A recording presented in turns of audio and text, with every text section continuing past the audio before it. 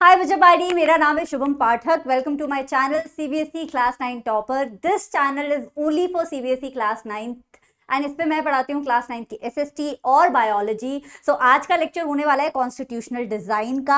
आज के लेक्चर में हम पूरा एनसीईआरटी कवर करने वाले हैं टिप टू टो। साथ में मैं आपको देने वाली हूँ कुछ होमवर्क क्वेश्चंस। तो जब भी मैं कोई वन शॉट वीडियो कराती हूँ उसमें मैं कुछ होमवर्क क्वेश्चंस देती हूँ और जो बच्चे सबसे पहले उन सारे क्वेश्चंस का सही जवाब देते हैं उनके नाम मैं अगले लेक्चर में अनाउंस करती हूँ। तो पिछली क्लास के जो विनर्स है वो है हमारे क्रेजी उमार, ये आईडी का नाम है इनकी। And then we also have Lakhwinder Singh, then we also have Parisha की मॉम एंड प्रतिज्ञा। तो परिशा और प्रतिज्ञा ने बिल्कुल साथ साथ आंसर दिया था, तो मैं दोनों के नाम ले रही हूँ। अदरवाइज टॉप 3 बच्चों के नाम यहाँ पे दिखाए जाते हैं। सो आज की वीडियो में भी होमवर्क क्वेश्चंस होने वाले हैं। बस आपको होमवर्क क्वेश्चंस का आंसर जो है कमेंट में देना है। ट्राई करना कि एक ही कमेंट में आप सारे होमवर्क क्वेश्चंस का आंसर दे दो, बट अदरवाइज आप अलग अलग दोगे तो भी मैं नोटिस करके आपका नाम जरूर अनाउंस कर दूंगी। So the chapter is constitutional design. ये जो नोट्स हैं ये मैंने बनाए हैं आपकी एनसीईआरटी बुक से, और ये नोट्स फ्री ऑफ कॉस्ट आपको पीडीएफ के फॉर्मेट में डिस्क्रिप्शन बॉक्स में मिल जाएंगे। मेरे हैंड रिटन नोट्स वगैरह मेरे टेलीग्राम चैनल पे आते रहते हैं जिसका नाम है सोशली शुभम। उसका लिंक भी मैंने डिस्क्रिप्शन में दे दिया है। तो अगर आप ये वीडियो फोन से देख रहे हो तो बस आप उस लिंक पे क्लिक करो। अगर आपने टेलीग्राम ऐप डाउनलोड की हुई है तो सीधा आप मेरे ग्रुप पे पहुंच जाओगे, टेलीग्राम ग्रुप पे, और आप चाहो तो उसे ज्वाइन कर सकते हो। और अगली बार आपके लिए कोई ऐसा रिसोर्स आता है तो आप उसे एक्सेस कर सकते हो। कोई भी हैंड रिटन नोट्स, कभी कभी मैं वहां पे क्विजेस भी कराती हूँ। So you can be a part of that too. तो चलो स्टार्ट करते हैं constitutional design. Now what is the constitution? देखो, हमेशा हम लोग हिस्ट्री में पढ़ते हैं अलग अलग form of government. We studied French revolution, हमने सोशलिज्म इन यूरोप पढ़ा, नाजिज्म भी पढ़ा। इन सब में हमने देखा अलग अलग तरीके की गवर्नमेंट। तो गवर्नमेंट क्या होती है? गवर्नमेंट होती है देश को चलाने का तरीका। अब गवर्नमेंट चाहे तो किसी राजा की हो सकती है, जैसे आप मोनार्की बोलते हो। गवर्नमेंट अगर किसी डिक्टेटर की है, जैसे कि हिटलर, तो आप उसे डिक्टेटरशिप बोलते हो। लेकिन गवर्नमेंट वहीं अगर आपके द्वारा इलेक्ट किए हुए रूलर्स की है तो आप उसे क्या बोलते हो? डेमोक्रेसी बोलते हो। The government which is of the people, by the people, for the people is known as democracy, right? तो डेमोक्रेटिक गवर्नमेंट में हमें पता तो होना चाहिए ना कि देश चलेगा कैसे, क्योंकि राजा वाली गवर्नमेंट में तो सब कुछ राजा डिसाइड करता है, रानी की गवर्नमेंट में रानी डिसाइड करती है, डिक्टेटर की गवर्नमेंट में डिक्टेटर डिसाइड करता है। बट जब हम अपने रिप्रेजेंटेटिव्स को, अपने क्लास के मॉनिटर्स को एक तरीके से ये परमिशन दे रहे हैं कि आप हमारी कंट्री को हमारे बिहाफ पे रूल करो, तो उसके लिए कुछ रूल बुक तो होनी चाहिए, कुछ रूल्स होने चाहिए। हम क्रिकेट मैच देखते हैं उसमें भी रूल्स होते हैं यार, फुटबॉल देखते हैं उसमें भी रूल्स होते हैं। तो देश की डेमोक्रेसी के लिए तो रूल्स होने चाहिए। उसी रूल्स की किताब को बोला जाता है संविधान। क्या बोला जाता है? Constitution. So the rules by which a democratic government rules can be known as constitution. अच्छा, अब इसमें इस चैप्टर में हम क्या है कि पहले कहानी पढ़ेंगे, साउथ अफ्रीका की हम कहानी पढ़ेंगे और देखेंगे कि कैसे साउथ अफ्रीका का कॉन्स्टिट्यूशन दुनिया में इतना फेमस हो गया, इतना चहीता हो गया दुनिया का। फिर हम अपने इंडियन कॉन्स्टिट्यूशन की बात करेंगे। तो साउथ अफ्रीका की कहानी में सबसे इंपॉर्टेंट नाम जो आता है ना, हिस्ट्री कहीं पे भी उठा लो, कोई भी किताब उठा लो, कोई भी विकिपीडिया पेज खोल लो, साउथ अफ्रीकन हिस्ट्री में जो सबसे इंपॉर्टेंट नाम आता है वो है नेल्सन मंडेला जी का। और नेल्सन मंडेला जी को, जो कि एक साउथ अफ्रीकन लीडर थे, 28 इयर्स के लिए जेल में डाल दिया गया था। क्यों? क्योंकि उनके देश में जो रूल कर रहे थे उनका नाम था व्हाइट यूरोपियन रूलर्स, यानी कि यूरोप के कुछ लोग साउथ अफ्रीका में रूल करने लग गए थे और साउथ अफ्रीका के ही लोगों को डिस्क्रिमिनेट कर रहे थे। इसी के खिलाफ जो प्रोटेस्ट वगैरह हो रहे थे और जो पॉलिटिकल एक्टिविटीज हो रही थी, उसी में यूरोपियन रूलर्स ने इन्हें दबाने के लिए, उस एक्टिविटी को दबाने के लिए उन्हीं के लीडर को क्या कर दिया? जेल में डाल दिया। ये इंडिया में भी हुआ था, आप देखते हो भगत सिंह, राजगुरु, कितने सारे हमारे फ्रीडम फाइटर्स को जेल में डाला गया था। इनफैक्ट फांसी भी फांसी भी दे दी गई थी, मौत के घाट पे उतार दिया गया था। क्यों? ताकि हमारा रिबेलियन सप्रेस किया जाए। सिमिलरली साउथ अफ्रीका में भी प्रोटेस्ट को सप्रेस करने के लिए उसके लीडर को 28 साल के लिए जेल में डाल दिया गया था। लेकिन क्या इससे प्रोटेस्ट सप्रेस हुआ? बिल्कुल भी नहीं। साउथ अफ्रीकन को मिली विक्ट्री, जिसकी कहानी हम आगे पढ़ेंगे। ही एंड 7 अदर लीडर्स, ये थे और 7 और प्रोमिनेंट लीडर्स थे जिन्हें 1964 में इम्प्रिजमेंट दिया गया था, मतलब कि लाइफ लॉन्ग जेल में डाल दिया गया था। वो तो चलो देश आजाद हो गया, बाद में इन्हें जेल से निकाल दिया गया, वरना लाइफ लॉन्ग इन्हें क्या दिया गया था? इम्प्रिजमेंट, कि तुम जेल में ही रहोगे। 28 साल जेल में रहने के बावजूद भी इन्होंने साउथ अफ्रीकन का हाथ नहीं छोड़ा। इन्होंने लड़ाई लड़ी, जेल के अंदर से प्रोटेस्ट किया और साउथ अफ्रीका को दिलाई जीत। तो क्या चल रहा था ऐसा साउथ अफ्रीका में बच्चा? साउथ अफ्रीका में एक डिस्क्रिमिनेटरी सिस्टम चलता था जिसका नाम था अपार्थीड। पहले ही डिसाइड कर लेते क्या अपार्थीड अच्छा था कि बुरा था? नहीं, बुरा सिस्टम था। तो हम जब भी आंसर लिखेंगे पेपर में हम लिखेंगे फाइट अगेंस्ट अपार्थीड, ठीक है जी। तो अपार्थीड किस तरीके का सिस्टम था? एक रेशियल डिस्क्रिमिनेशन सिस्टम था। अच्छा, हम सब ह्यूमन बींग्स हैं, हम सब होमोसेपियन स्पीसीज में आते हैं, लेकिन कुछ ह्यूमन बींग्स हैं जो अमेरिका के नेटिव हैं, कुछ इंडिया के हैं, किसी को आप एशियन बोल देते हो, किसी को यूरोपियन बोल देते हो। क्यों? क्योंकि सारे ह्यूमन बींग सेम नहीं दिखते। कई लोगों की आंखें छोटी होती है, कई लोगों की जेनेटिकली हाइट बहुत ज्यादा होती है उस एरिया के लोगों की, कई लोगों का जो स्किन कलर है क्योंकि वो उस एरिया में पैदा होते हैं ब्राउन होता है, कई लोगों का स्किन कलर व्हाइट होता है, right. So we are human beings but there are certain small differences among us, right. अब ऐसा ही डिफरेंस है रंग का। अगर उसी रंग के आधार पे, रंग का किसी का जोर तो है नहीं, कोई किस रंग का पैदा होगा इस पे उसका कोई जोर नहीं है, जेनेटिकली डिफाइन होता है किस एरिया में पैदा हुए हो, कौन आपके पेरेंट्स है वही डिफाइन करेंगे कि आपका कंप्लेक्शन कैसा होगा, राइट। सो रंग के बेसिस पे साउथ अफ्रीका में डिस्क्रिमिनेशन चलता था और इसी को बोला जाता था अपार्थीड सिस्टम। तो हुआ क्या था बच्चा? 17वीं 18वीं शताब्दी में, 17th-18th सेंचुरी में। अच्छा, मैं जब भी सेंचुरी बोलती हूँ ना, कभी भी हिस्ट्री में जब तुम सेंचुरी पढ़ते हो तो वो बैकवर्ड्स चलती है। If I am telling you 17th century, what I mean is 1601 से लेके 1700। तो ये बच्चों को बड़ा कंफ्यूजन होता है, तो मैंने सोचा बता दूं ठीक है।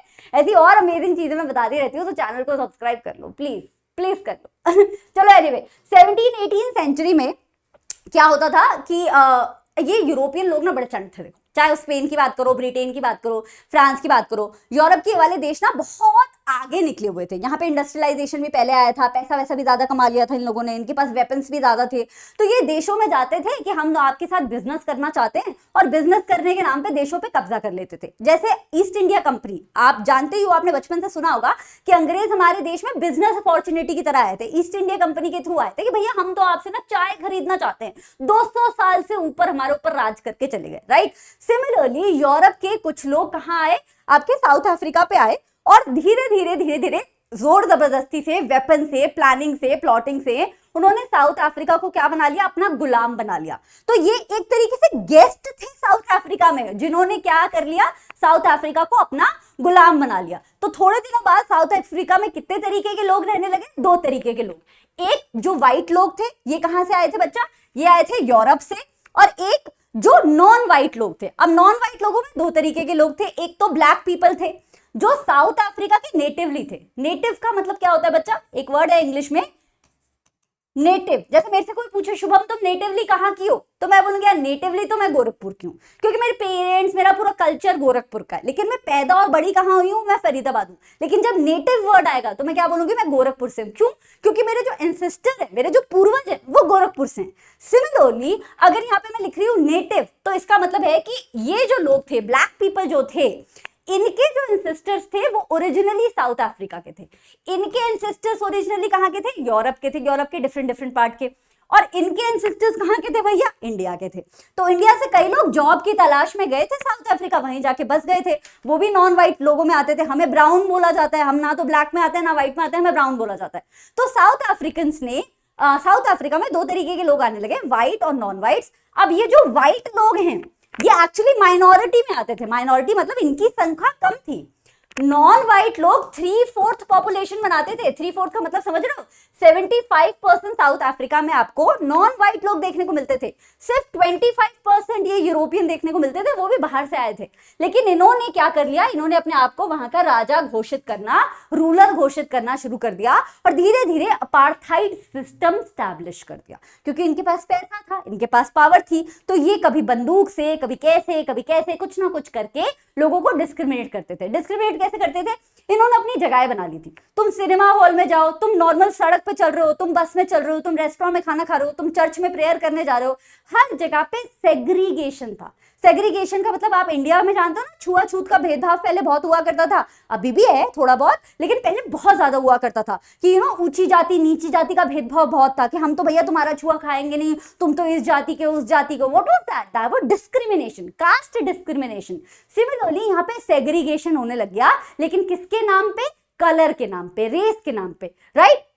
तो इसमें क्या होता था कि अपनी अपनी जगह अलग करते थे। जितना भी साउथ अफ्रीका का पॉश एरिया था, सुंदर सुंदर एरिया था, वहां पे सिर्फ व्हाइट लोग रहते थे। सारे गंदे गंदे झुग्गी झोपड़ी किसको दे देते थे? नॉन व्हाइट लोगों को देते थे। व्हाइट लोगों के एरिया में अगर तुम गलती से घुस गए तो बंदूक से भी मार सकते हैं तुमको। इस तरीके के बोर्ड होते थे यार। देखो कि इस बीच पे ब्लैक लोगों का या नॉन व्हाइट लोगों का नहाना मना है। यहाँ देखो क्या लिखा है कि इस एरिया में अगर आप एंटर कर रहे हो तो आपको हम वार्न कर दे कि व्हाइट लोगों का एरिया है, अगर तुम जबरदस्ती एंटर करने की कोशिश करोगे तो हम शूट एट साइट कर देंगे, मतलब तुम दिख भी गए ना अगर तो गोली मार देंगे। तो इस तरीके का सिस्टम चलता था। नॉन व्हाइट लोगों को वोटिंग का कोई हक नहीं था। सरकार हमेशा बनती थी किसकी? व्हाइट लोगों की, क्योंकि ऑब्वियसली नॉन व्हाइट लोगों को तुमने वोटिंग का हक ही नहीं दिया है, राइट। व्हाइट लोगों के एरियाज में अगर नॉन व्हाइट लोगों को काम करने के लिए बुलाया जाता था, डोमेस्टिक सर्वेंट्स की तरह, ड्राइवर्स की तरह, स्वीपर्स की तरह, तो उन्हें परमिट लेके आना पड़ता था। अगर परमिट पे लिखा है कि 5 बजे आओगे और शाम को 8 बजे जाओगे तो उसी टाइम में तुम आ सकते हो, उससे आगे पीछे नहीं आ सकते, right. All public facilities and places were separate. White लोगों की पब्लिक फैसिलिटीज अलग थी, नॉन व्हाइट लोगों की अलग थी। अब ये कोई रॉकेट साइंस तो है नहीं, तुम्हें भी समझ आ गया होगा कि व्हाइट लोगों की पब्लिक फैसिलिटीज अच्छी थी और नॉन व्हाइट लोगों की पब्लिक फैसिलिटीज गंदी थी। ऑन दी अदर हैंड, हाँ, on the top of it, इनको व्हाइट एरियाज में जाने की परमिशन नहीं थी। जहां पे ये जो इनके चर्चेस थे व्हाइट लोगों के वो ज्यादा सुंदर थे, नॉन व्हाइट लोगों के चर्चेस छोटे छोटे टूटे फूटे हुआ करते थे। Can not form association. साथ में अगर तुम इस पूरे घटिया सिस्टम के ऊपर आवाज उठाने की कोशिश करोगे तो उसे इलीगल बोला जाता था। ना तो तुम कोई पॉलिटिकल पार्टी बना सकते हो, ना तो तुम व्हाइट लोगों के अगेंस्ट प्रोटेस्ट कर सकते हो। तो ये सालों तक चलता रहा। फाइनली 1950 में जाके छोटी छोटी जो, तब तो उस जमाने में इलीगल थी, लेकिन छोटी छोटी जो पब्लिक पॉलिटिकल पार्टीज बन गई थी, ऑब्वियसली जो नॉन व्हाइट लोगों ने बनाई थी, किसी इंडियन ने बनाई थी, कभी किसी साउथ अफ्रीकन ब्लैक इंसान ने बनाई थी, वो सारी पॉलिटिकल पार्टीज ने अपने आप को क्या कर लिया? कंसोलिडेट कर लिया। भैया जब सबकी लड़ाई एक ही के खिलाफ है, व्हाइट लोगों के खिलाफ है, तो साथ में मिलकर काम कर लो ना। तभी स्टैब्लिश हुई ANC. ANC, African National Congress. क्या? African National Congress. सारी पॉलिटिकल पार्टीज उस जमाने की जो व्हाइट लोगों के अगेंस्ट लड़ाई लड़ना चाहती थी, वो सारे के सारे मेंबर्स किस में आ गए? इसके अंडर आ गए। और इसके लीडर कौन बने? नेल्सन मंडेला जी बने। धीरे धीरे एएनसी ने प्रोटेस्ट ऑर्गेनाइज करना शुरू किया, लोगों को मोबिलाइज करना शुरू किया, अपार्थाइड के खिलाफ आवाज उठाना शुरू किया, है ना, गवर्नमेंट पे प्रेशर डालना शुरू किया कि डिस्क्रिमिनेटरी लॉस को खत्म करो। धीरे धीरे ऑब्वियसली गवर्नमेंट ने सप्रेस करने की कोशिश की, मारा, गायब कर दिया, डाटा, फटकारा, डराया, राइट, धमकियां दी, सब कुछ किया व्हाइट गवर्नमेंट ने। लेकिन फिर पावर एंड यूनिटी बहुत बड़ी चीज है भाई। 75% जनता जब 25% जनता से कोई चीज मांगेगी तो तुम कब तक रोकोगे, राइट। तो जीत किसकी हुई? नॉन व्हाइट लोगों की ही। फाइनली कलर्ड पीपल, चाहे वो ब्राउन बोलो ब्लैक बोलो, फाइनली कलर्ड लोगों ने जीत हासिल की। और फाइनली 26 अप्रैल 1994 को नया झंडा फहराया गया रिपब्लिक ऑफ साउथ अफ्रीका का। पुराना अपार्थाइड साउथ अफ्रीका डिसॉल्व हो गया, रिपब्लिक ऑफ साउथ अफ्रीका बना। और रिपब्लिक ऑफ साउथ अफ्रीका ने बोला कि हम आज से डेमोक्रेसी को अपनाते हैं। भैया देश आजाद हुआ है, तुम्हारे पास फ्रीडम है, किस तरीके की सरकार बनाना चाहते हो, लेकिन साउथ अफ्रीका ने बोला हमें डेमोक्रेसी चाहिए। और फाइनली नेल्सन मंडेला जी को जेल से बाहर निकाला गया 28 साल की कैद के बाद, और उनके साथ उनके 7 लीडर्स को भी निकाला गया, राइट। और अब जो मैं बताने जा रही हूं ना, it is one of the most beautiful things you will read in your SST book. जब आपके साथ कुछ गलत होता है तो आपके पास 2 ऑप्शन होते हैं, या तो आप सामने वाले के साथ भी उसी लेवल का कुछ गलत करो, या तो आप सामने वाले को माफ कर दो, take the high road, right. Obviously taking the high road is not easy, only very brave people can do it. कोई तुम्हें थप्पड़ मारेगा, तुम्हारा इमीडिएट रिस्पॉन्स होगा उसे थप्पड़ मारना, राइट। वहां पे शांत रह के, अपना गुस्सा पी के, सामने वाले को माफ करके प्यार से पूछना कि क्या चल रहा है भाई, ऐसा क्यों कर रहे हो आप, this is not right, don't treat me like this, is a very very brave move. लेकिन साउथ अफ्रीका के लीडर्स ने वो करके दिखाया जो दुनिया ने इमेजिन ही नहीं किया था। दुनिया ने सोचा इतने सालों तक व्हाइट लोगों ने साउथ अफ्रीकन पे राज किया, तो अब जब साउथ अफ्रीकन आजाद हो गए, कलर्ड लोग आजाद हो गए, तो वो व्हाइट लोगों को अपने देश से निकाल देंगे। लेकिन ऐसा नहीं हुआ। नेल्सन मंडेला ने जो स्पीच दी उस रात को जब साउथ अफ्रीका आजाद हुआ, वो स्पीच में ये पैराग्राफ था, historical enemy succeeded in negotiating a peaceful transition from apartheid to democracy exactly because we were prepared to accept the inherent capacity of goodness। क्या मतलब है इसका? उन्होंने बोला कि जो हमारे हिस्टोरिकल एनिमीज है, मतलब ये जो व्हाइट यूरोपियन रूलर्स हैं, उन्हें अपार्थी से डेमोक्रेसी में जाने का ये सौभाग्य प्राप्त सिर्फ इसलिए हुआ है क्योंकि साउथ अफ्रीका के लोगों ने उन्हें माफ करने की ठानी है, उन्होंने अच्छाई को अपनाया है। नेल्सन मंडेला ने बोला कि मैं चाहता हूं कि साउथ अफ्रीकन लोग कभी भी अपने अंदर की अच्छाई को ना भूले और वो ह्यूमन बीइंग्स में और ह्यूमैनिटी में अपना फेथ रखे और डेमोक्रेसी को अपनाए। तो नेल्सन मंडेला ने लोगों से बोला कि प्लीज, आई नो मुश्किल है, आपके घर वालों पे, आपके एंसेस्टर्स पे इन्होंने बहुत अत्याचार किया है, लेकिन मैं चाहूंगा कि अब जब नया साउथ अफ्रीका बन रहा है तो आप लोग व्हाइट लोगों को माफ कर दें और नए देश में नई तरीके की इक्वालिटी हो, जहां पे व्हाइट और नॉन व्हाइट्स के बीच में कोई भेदभाव नहीं हो, और जो व्हाइट लोगों ने नॉन व्हाइट के ऊपर काम किए हैं, डिस्क्रिमिनेशन किया है, वो हम उनके साथ दोबारा ना दोहराए। है ना, आंख के बदले आंख फोड़ोगे तो दुनिया अंधी हो जाएगी। That's what they believed in and black leaders appeal to the fellow black people कि व्हाइट लोगों को माफ कर दीजिए। लीडर्स ने बोला कि हम एक नया साउथ अफ्रीका बना रहे हैं जहां सारे के सारे लोगों में इक्वालिटी होगी, औरतों और आदमियों के बीच में इक्वालिटी होगी, कलर्ड और नॉन कलर्ड लोगों के बीच में इक्वालिटी होगी, और जो ये नया कंट्री बनेगा इसमें सोशल जस्टिस होगा और ह्यूमन राइट्स होंगे और सबको इक्वालिटी मिलेगी। जल्दी से एक नया कॉन्स्टिट्यूशन बनाया गया। कॉन्स्टिट्यूशन में हर एक सिटीजन को अच्छे खासे अधिकार प्रोवाइड किए गए, नो मैटर वो व्हाइट पॉपुलेशन को बिलोंग करते थे कि नॉन व्हाइट को, नो मैटर वो गरीब थे या अमीर, नो मैटर वो आदमी थे कि औरत, सबको उन अधिकारों से एक तरीके से अवार्ड दिया गया। The preamble of the south African constitution sums up the spirit. अब कॉन्स्टिट्यूशन का जो पहला पन्ना होता है ना, उसे प्रियम्बल बोला जाता है। जैसे मैं आपको बोलूं कि कोई यार रोमांटिक सी बुक लिख दो जिसमें हीरो जीत जाएगा, विलन हार जाएगा, तो ये मैंने क्या बोल दिया, तुम्हें एक आइडिया दे दिया कि जो तुम्हें किताब लिखनी है इसके ऊपर लिखनी है। That can be called as the philosophy of the book, कि भैया पूरी किताब का जो सार है वो क्या है कि एक रोमांटिक कहानी है जिसमें हीरो जीत जाएगा, विलन हार जाएगा, राइट। सिमिलरली कॉन्स्टिट्यूशन का जो सार होता है, जो आत्मा होती है, जो पूरा का पूरा निचोड़ होता है, वो होता है प्रियम्बल में। तो पूरा कॉन्स्टिट्यूशन नहीं भी पढ़ना, तो अगर किसी देश का प्रियम्बल पढ़ लोगे तो कॉन्स्टिट्यूशन किस तरीके का है वो तुम्हें आइडिया लग जाएगा, right. The state democracy, a state denounced by the entire world. 1994 तक जिस स्टेट को पूरी दुनिया नफरत करती थी, पूरी दुनिया वहां नफरत क्यों करती थी, क्योंकि पूरी दुनिया को वहां हो रहा अपार्थीड पसंद नहीं आता था, व्हाइट लोगों का रूल पसंद नहीं आता था। दुनिया में तो डेमोक्रेसी आ गई थी, आजादी आ गई थी, इनफैक्ट यूरोप के भी जो देश थे वो पसंद नहीं करते थे जो साउथ अफ्रीका में हो रहा है। 1994 यार, बहुत पुरानी बात नहीं है ये, लेकिन 1994 के बाद साउथ अफ्रीका पूरी दुनिया के लिए एक मिसाल बन गया। नया साउथ अफ्रीका, नया संविधान, नया प्रियम्बल, पूरी दुनिया को इतना प्यारा लगा, पूरी दुनिया ने इस बात की सराहना की कि अरे वाह यार, तुमने तो अपने दुश्मनों को भी माफ कर दिया एक झटके में, तुम तो बहुत महान हो, राइट। द ब्लैक मेजोरिटी, कहां गए भाई, हाँ, the black majority was keen to ensure substantial social and economic right. Obviously जो ब्लैक मेजोरिटी थी उन्होंने बोला कि अब जो है साउथ अफ्रीका में, पहले तो उन्हें कोई अधिकार नहीं मिलते थे, व्हाइट रूलर उन्हें नहीं देते थे, उन्होंने बोला अब हमें सोशल जस्टिस भी चाहिए, इकोनॉमिक राइट्स भी चाहिए। व्हाइट माइनॉरिटी, क्योंकि कम संख्या में थे व्हाइट रूलर्स, तो उन्होंने बोला कि यार हमसे हमारी प्रॉपर्टी का हक मत लो। तो व्हाइट लोगों ने बोला 1 पर्सन 1 वोट होगा, चाहे आप सॉरी ओ उल्टा हो गया ये, सॉरी हाँ, ब्लैक लोगों ने बोला, ये यहां आएगा, ब्लैक लोगों ने बोला कि हम 1 पर्सन 1 वोट करेंगे, हर अडल्ट को, चाहे वो मैन है, वुमेन है, पुअर है, रिच है, ब्लैक है, इंडियन है, चाहे व्हाइट है, सबको 1 वोट 1 वैल्यू मिलेगी, बेसिक राइट्स मिलेंगे सब लोगों को, गरीब हो, वर्कर्स हो, डजंट मैटर, सबको बेसिक राइट्स मिलेंगे।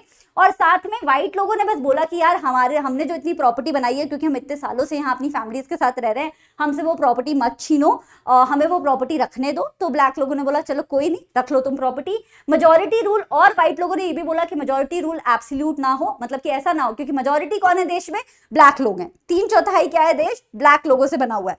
तो व्हाइट लोगों ने बोला कि ऐसा ना हो जाए यार, बाद में जाके तुम लोग भी हम पे वही अत्याचार करो। एब्सोल्यूट का मतलब तुम सिर्फ मनमानी करो अपनी, हमारी सुनो ही ना, ऐसा मत करना, हमने जो तुम्हारे साथ गलत किया वो दोहराना मत, हम बस इतना चाहते हैं कि अगर हमें आगे कोई दिक्कत आए तो हमारी वो मांगे पूरी हो जाए, राइट। सो इन सारी चीजों पे, इन कॉम्प्रोमाइज पे, इस बहुत डिफिकल्ट कॉम्प्रोमाइज है ये, लेकिन इस कॉम्प्रोमाइज के ऊपर बना साउथ अफ्रीका का नया constitution, which is very very famous, जिसमें मिले सबको अधिकार। कॉन्स्टिट्यूशन को माना गया सुप्रीम, मतलब कि कोई भी लीडर, चाहे प्राइम मिनिस्टर हो, प्रेसिडेंट हो, चीफ मिनिस्टर हो, डजंट मैटर, कोई भी लीडर, कोई भी इंसान उस देश में कॉन्स्टिट्यूशन से ऊपर नहीं रहा।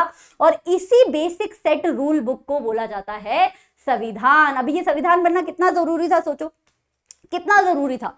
जब देश बना है ऐसी प्रिमाइस पे, मतलब आप बोलो कि यार दो दोस्तों में बिल्कुल लड़ाई थी, बिल्कुल दुश्मनी थी, बाद में वो जाके दोस्त बन गए, तो उन्हें थोड़े से ग्राउंड रूल सेटअप करने पड़ेंगे ना यार, कि यार तू ना मेरी पहले बहुत पीछे जाके मेरी बुराई किया करता था, आज से तू पहले प्रॉमिस कर तू मेरे पीछे बुराई नहीं करेगा। हाँ हाँ मैं बुराई नहीं करूंगा, पर तू भी बोलता था यार कि तू मेरे साथ अपना टिफिन शेयर करेगा, पर तू कभी करता नहीं।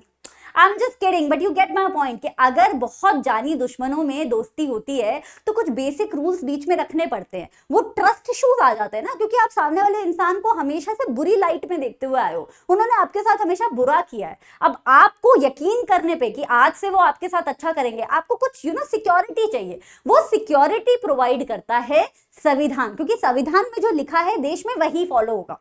अगर वहां पे लिखा हुआ है कि व्हाइट लोगों को प्रॉपर्टी के राइट्स मिलेंगे, तो व्हाइट लोगों को भी प्रॉपर्टी के राइट्स मिलेंगे भाई, आप उनसे वो बाद में जाके छीन नहीं सकते, right. So constitution is really really important, क्योंकि ये किसी भी कंट्री के रूल्स को एक तरीके से सम अप कर देता है, देश कैसे चलेगा कैसे नहीं चलेगा वो सारी बातें लिखी होती हैं। सुप्रीम लॉ होता है, मतलब कि इससे ऊपर कोई लॉ नहीं होता है, बल्कि जो देश में लॉज बनते हैं वो कॉन्स्टिट्यूशन को ध्यान में रख के बनते हैं, not the other way around. And citizens का और देश के रूलर्स के बीच में क्या रिलेशनशिप होगा और गवर्नमेंट और लोग कैसे काम करेंगे, वो सब कुछ भी किसमें लिखा हुआ होता है, कॉन्स्टिट्यूशन में। तो आगे जाने से पहले हम कॉन्स्टिट्यूशन के बारे में और बात करें, इनफैक्ट इंडियन कॉन्स्टिट्यूशन के बारे में डिटेल में बात करें, उससे पहले एक होमवर्क क्वेश्चन मैं तुम्हें दे रही हूं। होमवर्क क्वेश्चन है, change in constitution can be bought about by the process of. अगर संविधान में कोई बदलाव करना है तो वो तुम कैसे कर सकते हो। मैं हट जाती हूँ स्क्रीन से, जल्दी से इसका आंसर सोचो और कमेंट कर दो। हो गया जी? अच्छे लग रही हो वीडियो तो वीडियो को लाइक जरूर कर देना या कमेंट्स में एक स्माइली बना देना, दोनों में से एक काम कर दो प्लीज। चलो नेक्स्ट, तो कॉन्स्टिट्यूशन हमारे लिए क्या क्या काम करता है। अब ये क्वेश्चन तुम्हारे पेपर में रोल की तरह आ सकता है, फंक्शन की तरह आ सकता है, कि संविधान का फंक्शन बताओ, रोल बताओ, इंपॉर्टेंस बताओ, कुछ भी आए आंसर तुम्हारा सेम रहेगा। 4 पॉइंट्स है ये। पहला पॉइंट है कि लोग कैसे जिएंगे, क्या ट्रस्ट रहेगा, क्या कोऑर्डिनेशन रहेगा, वो कॉन्स्टिट्यूशन बताता है ना। क्योंकि देखो घर में 4 बर्तन होते हैं तो खटकते ही हैं, बर्तनों का जो वो होता है टोकरा, उसमें से तुम ग्लास लेने भी जाओगे ना तो भी 4-5 बर्तन खटकना शुरू हो जाएंगे, लड़ाई करना शुरू हो जाएंगे, राइट। तो एक देश में भी अलग अलग तरीके के लोग होते हैं, कुछ गरीब कुछ अमीर, कुछ लड़के कुछ लड़कियां, अलग अलग तरीके के, तो लड़ाई होना लाजमी है। लेकिन उनके आपस के बीच में ट्रस्ट कहां से आता है कि हमारे देश में हमारे साथ कुछ बुरा नहीं होगा, क्योंकि उनका ट्रस्ट उनके संविधान पे होता है। उन्हें पता है कि यार देश चलाने के लिए संविधान से प्रेरणा ली जाती है, और जब तक संविधान में नहीं लिखा कि हमारे साथ कुछ बुरा होगा तब तक हमारे साथ कोई बुरा नहीं होगा। तो it gives a trust to the people of the country कि हमारे साथ जो भी होगा अच्छा ही होगा। Second point, specifies how the government will be constitute. सरकार कैसे बनेगी। हर जगह इलेक्शंस होने के फंडे अलग होते हैं, कहीं 5 साल पे होते हैं, कहीं 6 साल पे होते हैं, कहीं प्रेसिडेंट डायरेक्टली इलेक्ट होता है, जैसे अमेरिका में डायरेक्टली आप प्रेसिडेंट इलेक्ट करते हो, हमारे देश में प्राइम मिनिस्टर डायरेक्टली इलेक्ट होते हैं, प्रेसिडेंट इनडायरेक्टली इलेक्ट होते हैं। तो अलग अलग सिस्टम हो गया ना। तो सरकार कैसे बनेगी ये भी बातें कहाँ लिखी होती है, संविधान में। सरकार की क्या पावर होगी, किसकी क्या पावर है, गवर्नर की, मेयर की, चीफ मिनिस्टर की, वो सारी चीजें कहाँ लिखी है, संविधान में। और क्या पावर नहीं है ये बताना भी बड़ा जरूरी है, क्योंकि जो गद्दी पे बैठे होते हैं ना उन्हें लगता है वो राजा बन गए देश के, वो ज्यादा अपनी पावर एक्सरसाइज करने लगते हैं। तो उनको ये बताना भी जरूरी है कि भैया ये तुम्हारी पावर के बाहर की चीजें, ये हरकतें मत करो। तो वो सारी चीजें भी किसमें लिखी हैं, कॉन्स्टिट्यूशन में लिखी है। साथ में देश किस तरफ जाएगा, किस डायरेक्शन में तुम अपने देश को लेके जाना चाहते हो, वो भी संविधान में लिखा होता है। संविधान जब बनता है तो लोगों की जो एस्पिरेशंस होती है ना, जैसे क्लास शुरू होती है, तुम ये वीडियो देख रहे हो तो तुम्हारी क्या एस्पिरेशन है कि मुझे चैप्टर अच्छे से समझ आ जाए, तभी तुम ये वीडियो देख रहे हो। सिमिलरली जब कॉन्स्टिट्यूशन बनता है देश आजादी के बाद, तो लोगों की क्या एस्पिरेशंस होती है कि हम चाहते हैं हमारा देश इक्वल हो, हम चाहते हैं हमारा देश डेवलप्ड हो।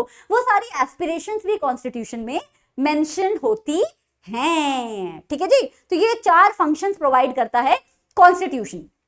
लेकिन बड़ी पते की बात है, ध्यान से सुनना, हर देश का कॉन्स्टिट्यूशन उसकी डेमोक्रेसी को स्टैब्लिश नहीं करता है। मतलब कई देश हैं जो कॉन्स्टिट्यूशन बना के बैठे हुए हैं लेकिन वहां पे कोई डेमोक्रेसी नहीं है। जैसे परवेज मुशर्रफ के राज में जो पाकिस्तान था, कॉन्स्टिट्यूशन था पाकिस्तान में, लेकिन परवेज मुशर्रफ, जनरल परवेज मुशर्रफ के राज में जब ये पाकिस्तान चल रहा था, रूल हो रहा था, तब क्या पाकिस्तान वो था, डेमोक्रेटिक था। चाइना में कॉन्स्टिट्यूशन है पर क्या चाइना डेमोक्रेटिक है? सो कॉन्स्टिट्यूशन तो कोई भी देश बना सकता है, लेकिन उससे उसकी डेमोक्रेसी का पता नहीं लगता। On the other hand her democratic देश के पास एक कॉन्स्टिट्यूशन जरूर होता है। नहीं आया समझ? हर किताब एनसीईआरटी हो ऐसा जरूरी तो नहीं है, लेकिन एनसीईआरटी किताब जरूर होगी ऐसा तो जरूरी है। सिमिलरली कॉन्स्टिट्यूशन डेमोक्रेसी में भी हो सकता है, नॉन डेमोक्रेसी में भी हो सकता है, लेकिन डेमोक्रेसी है तो कॉन्स्टिट्यूशन जरूर होगा। और दुनिया के बहुत फेमस कॉन्स्टिट्यूशन रहे हैं। फ्रेंच रेवोल्यूशन वाला कॉन्स्टिट्यूशन तुम हिस्ट्री में पढ़ते ही हो। अमेरिकन कॉन्स्टिट्यूशन बहुत फेमस रहा है, इसने दुनिया को अधिकारों का महत्व बताया था। This was the first ever constitution जिसने लोगों को बिल ऑफ राइट्स दिया था। बिल ऑफ राइट्स मतलब एक लिस्ट दी थी कि जो भी आज से अमेरिकन है उसको ये अधिकार मिलेंगे ही मिलेंगे। तो वो वाला जो पॉइंट है वो कई सारे कॉन्स्टिट्यूशंस ने बोरो किया। फ्रेंच ने भी वो पॉइंट अमेरिका से बोरो किया, इंडिया ने भी वो पॉइंट अमेरिका से बोरो किया। सो इसलिए ये दोनों कॉन्स्टिट्यूशन दुनिया के सबसे पुराने और सबसे महत्वपूर्ण कॉन्स्टिट्यूशन बन जाते हैं। Right now let's talk about Indian constitution. हमारा कॉन्स्टिट्यूशन कब बनना स्टार्ट हुआ? हमारी आजादी से थोड़ा सा पहले से काम होना शुरू हो गया था, क्योंकि हमें पता था कि यार आजाद तो हो ही जाएंगे। सॉरी, आजादी के बाद शुरू हुआ, लेकिन उससे पहले हमने ये डिसाइड कर लिया था कि हमारा कॉन्स्टिट्यूशन जब बनेगा तो किस तरीके से बनेगा। मतलब उतना आइडिया हम लोगों को था। किन लोगों को? हमारे फ्रीडम फाइटर्स को, हमारे लीडर्स को, चाहे वो नेहरू जी हो, चाहे वो गांधी जी हो, चाहे वो भगत सिंह जी हो, कोई भी हो, सबको इतना आइडिया था कि जब देश आजाद होगा तो देश में क्या क्या चीजें होनी चाहिए। लेकिन फिर भी जब हमारा संविधान बन रहा था तो हमारी हालत थोड़ी सी टाइट थी। हमारी हालत टाइट क्यों थी बच्चा? पॉइंट नंबर 1, इससे पहले तक हम देश के सिटीजन नहीं थे। 1947 तक India as a country exist थोड़ी करता था। इंडियन सब कॉन्टिनेंट बोल सकते हो, भारत बोल सकते हो, लेकिन Bharat as a nation, political nation, independent nation, है ना, डेमोक्रेटिक नेशन दुनिया में तो 1947 में आया। उससे पहले हम क्या थे? हम सिटीजन नहीं थे, हम क्या थे? प्रजा बन चुके थे। हम पे राज कौन कर रहे थे?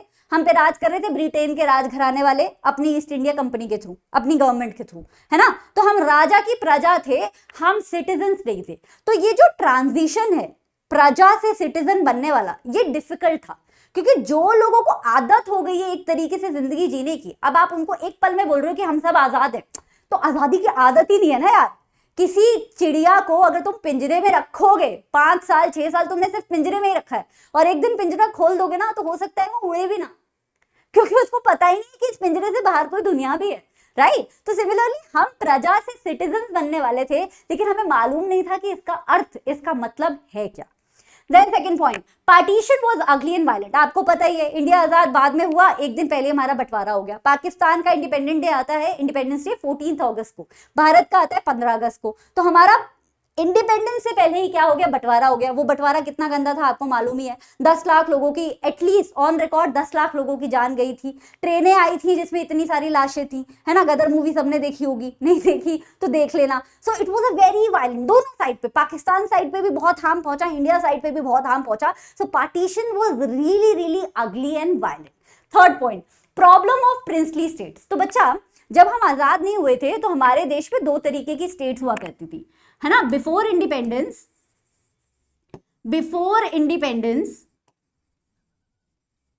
इंडिया में प्रिंसली और प्रोविंशियल, प्रिंसली एंड प्रोविंशियल 2 तरीके की स्टेट्स हुआ करती थी। प्रोविंशियल स्टेट्स थी हमारी 8। कितनी थी? 8। तो इन 8 स्टेट्स में, बड़ी बड़ी स्टेट्स थी, आज आपके पास 28 स्टेट्स हैं, क्योंकि बहुत सारी स्टेट्स को तोड़ तोड़ के अलग अलग स्टेट बना दिया गया है। लेकिन प्रोविंशियल स्टेट्स थी सिर्फ 8। इन सारी 8 की 8 स्टेट्स पे किसका डायरेक्ट वो हुआ करता था, कब्जा हुआ करता था? ब्रिटिश गवर्नमेंट का। यहाँ पे डायरेक्ट रूल था। बाकी जो स्टेट्स थी, जैसे हैदराबाद हो गया, है ना, कश्मीर हो गया, वो थी प्रिंसली स्टेट्स में आती थी, और भी बहुत सारी थी। प्रिंसली स्टेट्स का मतलब है वहां के अपने राजघराने हुआ करते थे। राजघरानों पे कौन राज करता था? ब्रिटिश गवर्नमेंट ही राज करती थी। लेकिन लोगों पे कौन राज कर रहा था? लोगों पे राजघराने राज कर रहे थे, प्रिंसेस राज कर रहे थे। तो इनडायरेक्ट कंट्रोल था ब्रिटिश गवर्नमेंट का। तो देखो तो ले दे के सब कुछ ब्रिटिश गवर्नमेंट के अंडर ही आ रहा था, लेकिन ये डायरेक्ट कंट्रोल में था, ये इनडायरेक्ट कंट्रोल में था। तो जब हम आजाद हुए तो ये डायरेक्ट कंट्रोल वाले एरियाज तो हमें ब्रिटिश गवर्नमेंट देके चली गई कि हाँ भैया ये रख लो तुम, लेकिन प्रिंसली स्टेट्स का बंटवारा करके नहीं गई। प्रिंसली स्टेट्स उसने बोल दिया कि हम क्या करें, अब देश तुम्हारा है, तुम जाओ राजाओं महाराजाओं के पास, उन्हें कन्विंस करो कि इंडिया आजाद हो गया, इंडिया डेमोक्रेटिक हो गया है, उन्हें इंडिया का भाग बन जाना चाहिए।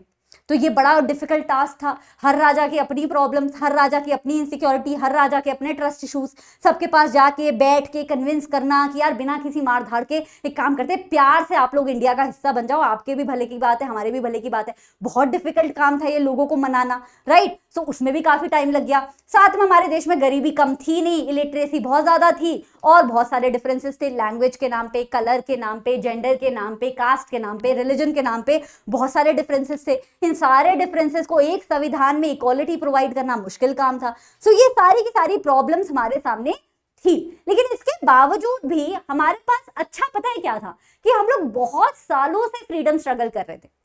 1857 का भी एक रिवोल्ट हुआ था, उसके बाद लगातार हमारे देश में आजादी की लड़ाई चल रही थी। अब जब इतनी आजादी की लड़ाई, दिन रात आप आजादी आजादी आजादी की बात करते हो, देश को आजाद करने के लिए काम करते हो, तो आपको बेशक ये ना पता हो कि हमारे आजाद देश में क्या क्या चीजें होनी चाहिए, लेकिन आपको ये जरूर पता होता है कि हमारे आजाद भारत में क्या क्या नहीं होना चाहिए।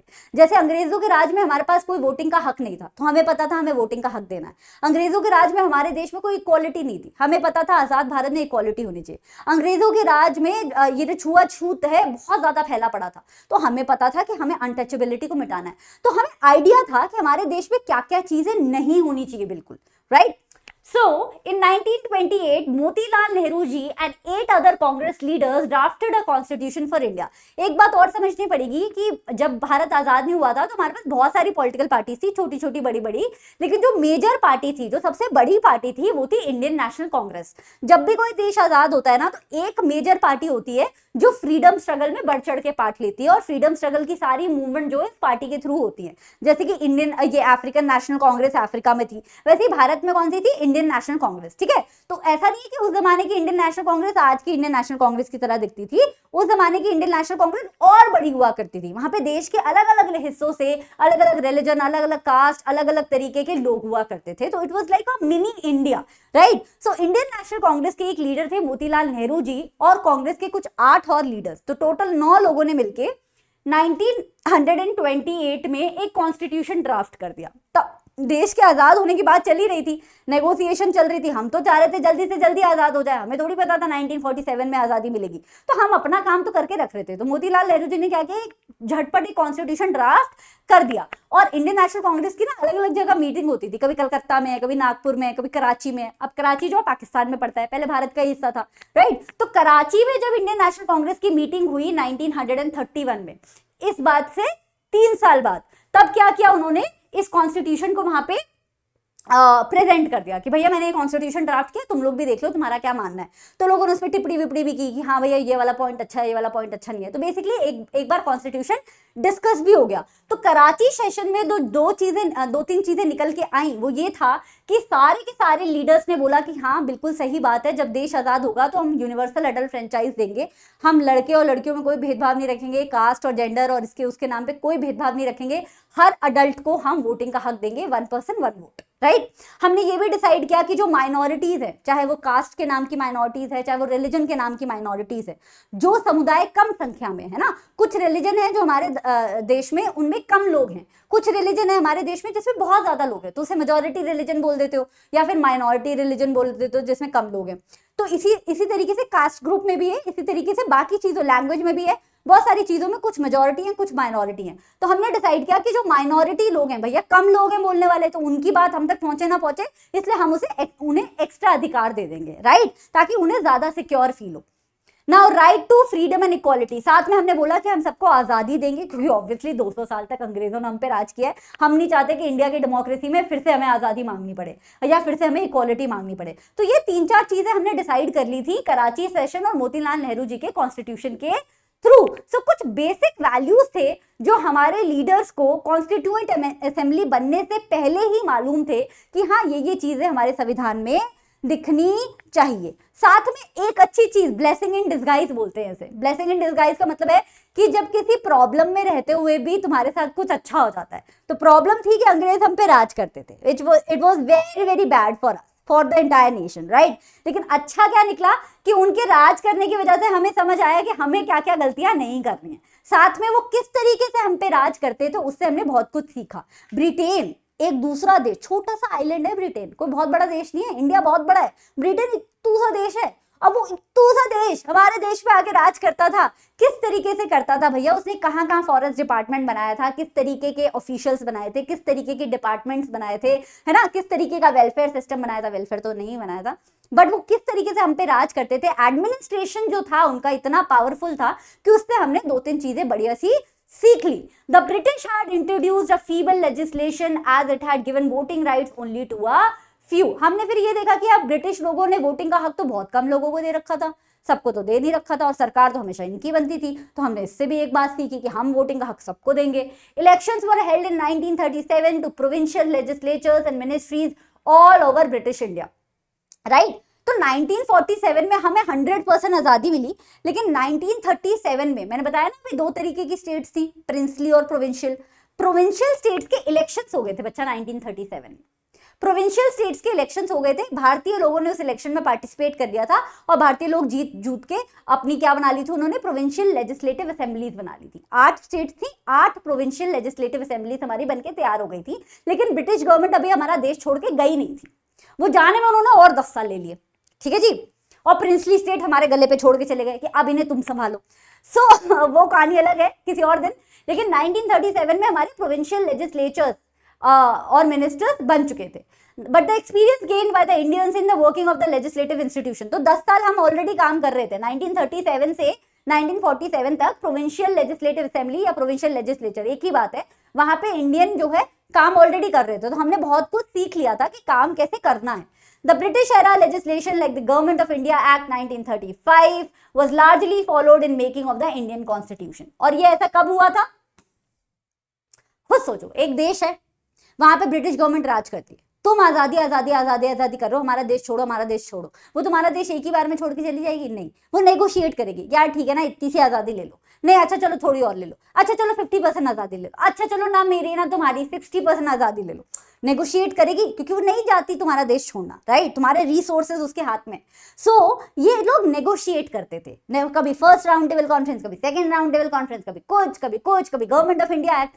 Finally government of India act 1935 ने ब्रिटिश गवर्नमेंट में 1935 से ब्रिटिश गवर्नमेंट ने ये बोल दिया था कि जितनी प्रोविंसेस यानी कि जितनी स्टेट्स पे हमारा डायरेक्ट कंट्रोल था ब्रिटिश गवर्नमेंट का, वहां पे अब इलेक्शंस होंगे, भारत के लोग अब सरकार बनाएंगे और वहां अब वो राज करेंगे, ठीक है। So government of India act एक तरीके से इंडिपेंडेंस से पहले जो बहुत अच्छी चीज हमारे साथ हुई वो थी गवर्नमेंट ऑफ इंडिया एक्ट, जहां से हमें प्रोविंशियल स्टेट्स का सारा कंट्रोल मिल गया था।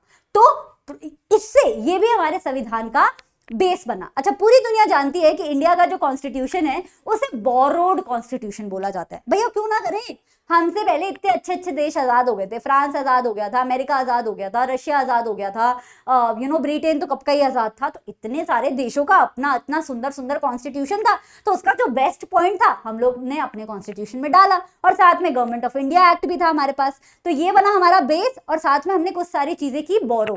फ्रेंच रेवोल्यूशन से हमने सीखी इक्वालिटी। फ्रेंच रेवोल्यूशन की 3 आइडियल्स है ना, इक्वालिटी, देश में इक्वालिटी हो, लिबर्टी हो यानी कि आजादी हो, फ्रेटर्निटी हो, फ्रेटर्निटी का मतलब भाईचारा हो सिटीजन्स के बीच में, हमने ये 3 चीजें सीखी। हमने यूएसए से, अमेरिका से सीखा बिल ऑफ राइट्स की कैसे लोगों को उनके अधिकार देने चाहिए, इसी की वजह से हमारे संविधान में हमें फंडामेंटल राइट्स मिले, राइट। रशिया से हमने सीखा कि सोशलिज्म होना चाहिए, हमने ये नहीं सीखा सोशलिज्म के नाम पे एक दूसरे को इतना पिटाई लगाओ, नहीं, हमने सीखा कि सोशलिज्म एज अ थ्योरी क्या बोलता है कि सोसाइटी में सिर्फ अमीर लोगों का भला ना हो, सोसाइटी में गरीब लोगों का भी भला हो। तो हमने वो बात सीखी कि इकोनॉमिक इक्वालिटी और सोशल इक्वालिटी भी देश में होनी चाहिए, और जब तक नहीं है तब तक उसके लिए काम करना चाहिए। आप देखते हो हमारे देश में विडो पेंशन प्लान बनता है, पीपल विद डिसेबिलिटीज को हम थोड़ा सा रिजर्वेशन देते हैं, या फिर ट्रांसजेंडर्स के लिए कुछ पब्लिक स्पेसेस में हम लोग जॉब्स प्रोवाइड करते हैं। All of this happens why? अगर देश में एब्सोल्यूट इक्वालिटी होती तो किसी के लिए भी कुछ मत करो, जिसको जो जो करना है कर ले, नहीं ना।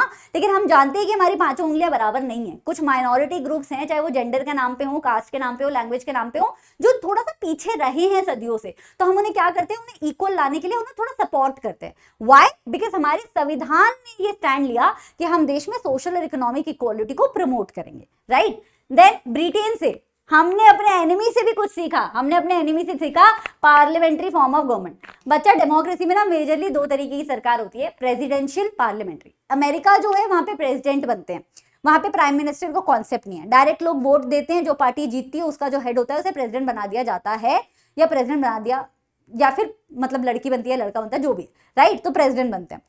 हमारे देश में क्या होता है कि पार्लियामेंट्री फॉर्म ऑफ गवर्नमेंट है, कि पहले पार्लियामेंट बनेगा, पार्लियामेंट के जो हेड होंगे उन्हें प्राइम मिनिस्टर बोला जाएगा, और प्राइम मिनिस्टर और प्रेसिडेंट जो है इनडायरेक्टली इलेक्ट होंगे। तो जहां देश में प्राइम मिनिस्टर रूल होता है उसे पार्लियामेंट्री फॉर्म ऑफ गवर्नमेंट बोलते हैं। जिस देश में president he head of the government और हेड ऑफ द स्टेट होते हैं उसे प्रेसिडेंशियल रूल कहते हैं, ठीक है। सो आर्स इज पार्लियामेंट्री डेमोक्रेसी, जो ब्रिटेन में देखी जाती थी, हमने ब्रिटेन से ये बोरो किया, राइट। उसके बाद हमारी कॉन्स्टिट्यूएंट असेंबली के इलेक्शन हुए जुलाई 1946 में। इस इलेक्शंस में ऐसा नहीं है कि पूरे देश में से कोई भी खड़ा हो गया। जो हमारे पास ऑलरेडी प्रोविंशियल असेंबलीज की जो गवर्नमेंट बनी हुई थी, 8 प्रोविंशियल असेंबली ना गवर्नमेंट ऑफ इंडिया एक्ट के बाद हमने बनाई थी, तो उसके जो लीडर्स थे उनके बीच में ही इलेक्शंस हुए, और उनके बीच में इलेक्शंस होके कॉन्स्टिट्यूएंट असेंबली इलेक्ट हो गई। कुछ 400 लोग थे ओरिजिनली हमारी कॉन्स्टिट्यूएंट असेंबली में, जो 1946 में बनी थी, आज़ादी से जस्ट पहले। लेकिन उसके बाद आप जानते हो देश का बंटवारा हो गया, तो कॉन्स्टिट्यूएंट असेंबली का भी बंटवारा हो गया। इंडिया के हिस्से में आए 299 मेंबर्स, बाकी जो मेंबर्स थे पाकिस्तान की कॉन्स्टिट्यूएंट असेंबली के लिए चले गए, राइट। तो पहली मीटिंग जो है वो दिसंबर 1946 में हुई थी। जो पहली मीटिंग है उसमें ऑब्वियसली सारे लोग थे, सारे के सारे लोग थे कॉन्स्टिट्यूएंट असेंबली के 400 के 400 मेंबर। बाद में जो मीटिंग्स हुई उसमें कम हो गए मेंबर्स, 299 मेंबर्स हो गए। अब इसमें 15 जो है औरतें थी, 15 members were women members, for example Sarojini Naidu was one, right. बाकी सारे मेंबर्स मेल थे, लेकिन वो हर कास्ट, हर रिलीजन, हर समुदाय, हर लैंग्वेज से आए हुए थे। तो ऐसा नहीं है कि कॉन्स्टिट्यूएंट असेंबली में कोई घपला हुआ, क्योंकि जो प्रोविंशियल इलेक्शंस हुए थे उसमें पूरी दुनिया से, हर ज्योग्राफी से, हर जगह से लोग आके उन्होंने लीडरशिप ली थी। तो इसीलिए हमारी कॉन्स्टिट्यूएंट असेंबली एक तरीके से मिनी इंडिया है, क्योंकि वो पूरे इंडिया के हर एक कम्युनिटी को रिप्रेजेंट करती थी, right. The assembly adopted the constitution finally, कई सालों में, 2 साल कुछ टाइम लगा, उसके साथ हमारा कॉन्स्टिट्यूशन बनके तैयार हो गया। 26 नवंबर 1949 को हमारा कॉन्स्टिट्यूशन बनके तैयार हो गया था।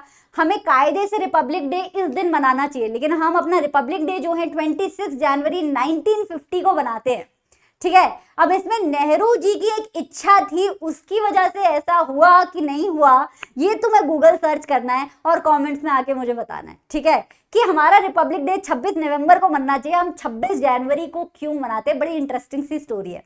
मेरे पुराने लेक्चर देखोगे तो उसमें मैंने बताई भी है, but this time I want you to search and then let me know in the comments, right. To mark this day we celebrate January 26 as the republic day every year. Hindi में क्या बोला जाता है, गणतंत्र दिवस, क्योंकि हम वहां उस दिन बने थे एक गणतंत्र, एक रिपब्लिक। रिपब्लिक क्या होता है, एक ऐसा देश जहां तुम अपनी सरकार खुद चुनते हो, राइट। सो हम गणतंत्र कब बने, इस दिन। नाउ अब हमारा कॉन्स्टिट्यूशन है तो पुराना, है ना, लेकिन हमें अपने कॉन्स्टिट्यूशन को एक्सेप्ट क्यों करना चाहिए। भैया दुनिया में बड़े सारे देश हैं जहां पे कॉन्स्टिट्यूशन बना और उन्होंने पूरा ही दोबारा से नया बना लिया, क्योंकि पुराना वाला कॉन्स्टिट्यूशन उन्होंने थोड़ा समझ का मारा था। तो फिर हमारे देश के कॉन्स्टिट्यूशन में ऐसी क्या खास बात है कि हम उसे आज भी उतनी ही इज्जत देते हैं और उतना ही औहदा देते हैं जितना हम तब देते थे। इसके कई सारे पॉइंट्स हैं। Point number 1, constitution is a broad consensus. Broad consensus का मतलब पूरे देश की आवाज तुम्हें देश के संविधान में देखने को मिलती है। ऐसा नहीं है कि सिर्फ हिंदी भाषी की आवाज देखने को मिलती है और सदर्न इंडिया और ईस्टर्न इंडिया की आवाज देखने को नहीं मिलती है। नहीं, तुम्हें हमारे संविधान में पूरे भारत की आवाज देखने को मिलती है, हर समुदाय की आवाज सुनने को मिलती है, क्योंकि सबको आदर और सत्कार कॉन्स्टिट्यूशन प्रोवाइड करता है। दूसरा point, legitimacy of constitution has not been question. अब भैया संविधान बहुत बड़ा हमारा, इंडिया का कॉन्स्टिट्यूशन दुनिया का सबसे बड़ा कॉन्स्टिट्यूशन है, longest constitution of the world. And I am not kidding, I am not saying because I am an Indian. मैं इसलिए नहीं बोल रही हूँ क्योंकि मैं भारतीय हूँ, बट मैं ये इस बात में 100% विश्वास करती हूँ कि हमारा संविधान दुनिया का बेस्ट कॉन्स्टिट्यूशन है, बेस्ट कॉन्स्टिट्यूशन है। और इतना अच्छा है कि ऑब्वियसली इस कॉन्स्टिट्यूशन की एक आधा बात पे हम कभी कभी लड़ाई झगड़ा कर लेते हैं, कभी कभी प्रोटेस्ट कर लेते हैं। जैसे कई लोगों को रिजर्वेशन से दिक्कत होती है, कई लोगों को विमेन रिजर्वेशन बिल से दिक्कत होती है, सर हम कभी कभी झगड़ा कर लेते हैं एक आधे पॉइंट के ऊपर। लेकिन पूरे संविधान पे आज तक देश में कभी भी किसी समुदाय ने या किसी पॉलिटिकल पार्टी ने उंगली नहीं उठाई है। लेजिटिमेसी का मतलब उसकी जायज होने पे आज तक किसी ने सवाल नहीं उठाया है। तो मतलब हमें पसंद है तभी तो नहीं उठाया है, तो पसंद है तो मानेंगे ना यार कॉन्स्टिट्यूशन को।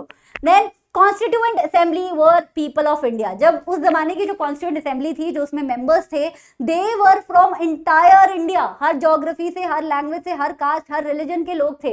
तो ऑब्वियसली हम मिनी इंडिया थे वो। तो मिनी इंडिया ने अगर कॉन्स्टिट्यूशन बनाया है तो आज भी इंडिया में वही समुदाय हैं जो पहले थे, तो आज भी वो कॉन्स्टिट्यूशन वैलिड है। Then most members of Congress from all over India. अब देखो उस समय की जो सबसे बड़ी पॉलिटिकल पार्टी थी वो थी इंडियन नेशनल कांग्रेस।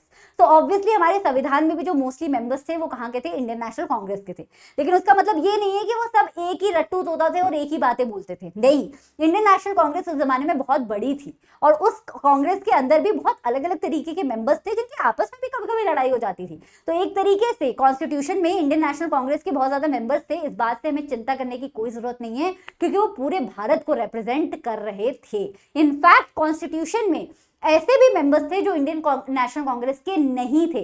तो अगर कहीं पे भी हमें ये डाउट आए कि यार कॉन्स्टिट्यूशन तो मोस्टली कांग्रेस के लोगों ने बनाया है, अब क्या पता उनके कोई बायसेस रहे हों, उनके कुछ डिस्क्रिमिनेशन रहा हो, नहीं, ऐसा कुछ नहीं है क्योंकि उसके अंदर ऑपोजिशन की वॉइसेस तब भी थी जब हमारा संविधान बन रहा था। एंड मोस्ट इंपॉर्टेंट पॉइंट, हमारा संविधान जब काम करता है ना तो बिल्कुल जादू की तरह काम करता है क्योंकि our constitution is the best working constitution. जैसे हमारी कॉन्स्टिट्यूएंट असेंबली ने हमारा कॉन्स्टिट्यूशन बनाया था, जो प्रोसेस था वो प्रोसेस इतना ट्रांसपेरेंट था और इतना बेस्ट क्वालिटी का था कि उससे बेस्ट किसी दुनिया में हो नहीं सकता। फॉर एग्जांपल पहला पॉइंट, सबसे पहले तो हमने ये डिसाइड कर लिया कि हमारे कॉन्स्टिट्यूशन पे क्या क्या बेसिक प्रिंसिपल होने चाहिए, जैसे equality, universal adult franchise, franchise का मतलब होता है वोटिंग का हक, राइट। पहले हमने ये डिसाइड कर लिया। दूसरा, हमने अपने फिर कॉन्स्टिट्यूएंट असेंबली के प्रेसिडेंट और चेयरमैन डिसाइड कर लिए। प्रेसिडेंट बने राजेंद्र प्रसाद जी, जो हमारे देश के, आजाद भारत के भी पहले प्रेसिडेंट थे, और ये बने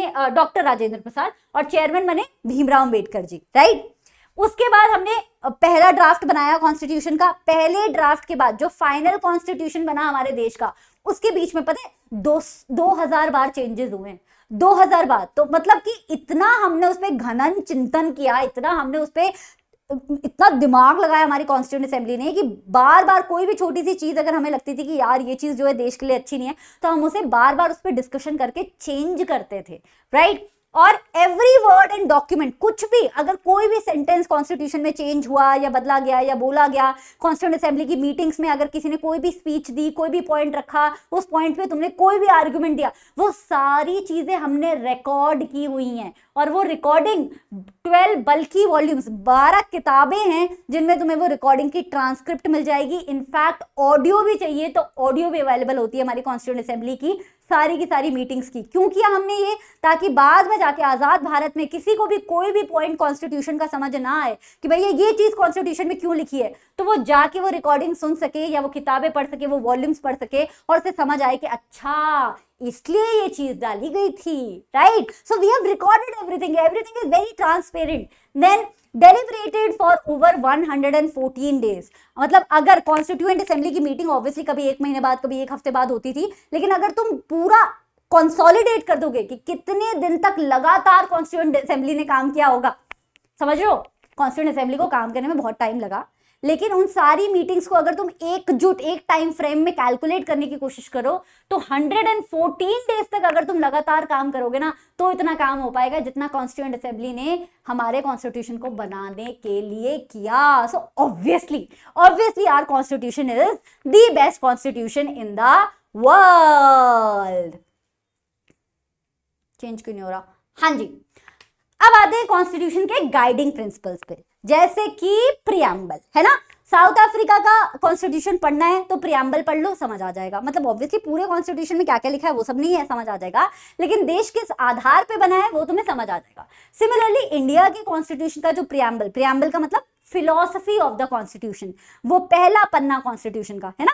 फ्रेंच रेवोल्यूशन में पढ़ा था ना तुमने, जब फ्रेंच रेवोल्यूशन के बाद संविधान बना था तो उसका पहले पन्ने को क्या बोला गया था? Declaration of the rights of man and citizen, right. That was like a preamble. Similarly Indian constitution का जो पहला पन्ना है, जो तुम्हारी एनसीईआरटी का पहला पन्ना होता है, जो तुम्हारी स्कूल की डायरी का पहला पन्ना होता है, उसे बोला जाता है प्रीएम्बल। प्री का मतलब पहले, एम्बल का मतलब गाइडिंग फिलॉसफी। तो कॉन्स्टिट्यूशन के पहले जो तुम पढ़ते हो ताकि तुम्हें पूरे कॉन्स्टिट्यूशन को समझने में आसानी हो, उसे बोला जाता है preamble, right. It's the guiding philosophy of any constitution. ना हमारा जो प्रीएम्बल है उसमें ऐसे भी लोगों की बातें डाली गई हैं जो कॉन्स्टिट्यूएंट असेंबली में नहीं थी। For example Gandhi ji is the father of the nation, लेकिन गांधी जी कॉन्स्टिट्यूएंट असेंबली के पार्ट नहीं थे क्योंकि उन्होंने डिसाइड किया था कि मुझे कॉन्स्टिट्यूएंट असेंबली का पार्ट नहीं बनना। लेकिन उनकी जो गांधीनियन फिलॉसफी थी, गांधी जी की जो फिलॉसफी थी, जो भी वो सोचते थे देश के बारे में, लोगों के बारे में, वो फिलॉसफी हमने अपने प्रियम्बल में डाली है। जैसे गांधी जी ने, उनकी एक मैगजीन चलती थी यंग इंडिया नाम की, कई सालों तक चली। 1931 में जो उसका इशू आया था यंग इंडिया का, उसमें उन्होंने 3 बातें लिखी थी कि उन्हें अपने देश में इकोनॉमिक इक्वालिटी चाहिए, कि गरीबों और अमीरों के बीच में कोई भेदभाव ना हो, आदमी और औरत के बीच में कोई भेदभाव ना हो, और अनटचेबिलिटी को वो पाप मानते थे कि छुआछूत का भेदभाव ना हो, कास्ट बेस्ड डिस्क्रिमिनेशन ना हो। तो उन्होंने ये सारी चीजें अपने आजाद भारत में सपना देखा था कि मेरे आजाद भारत में ये सारी चीजें होंगी, तो हमने इन सारी चीजों को ऑब्वियसली अपने प्रियम्बल में इंक्लूड किया किसी ना किसी तरीके से। सिमिलरली इसके अलावा, गांधी जी के अलावा हमारे पास 2 और बड़े लीडर थे।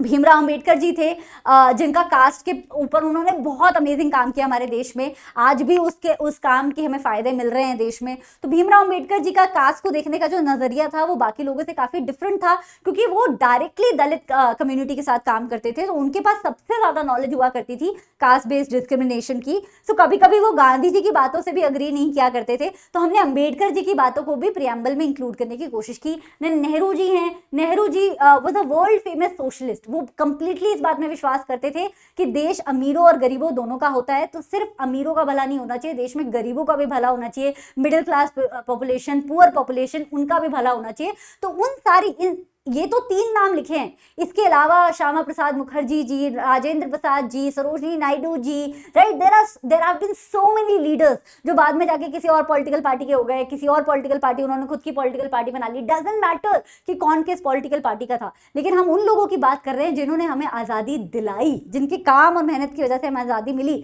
तो ऑब्वियसली इन सारे लोगों का जो देश के प्रति नजरिया था वो हमने प्रियम्बल में कैप्चर करने की कोशिश की।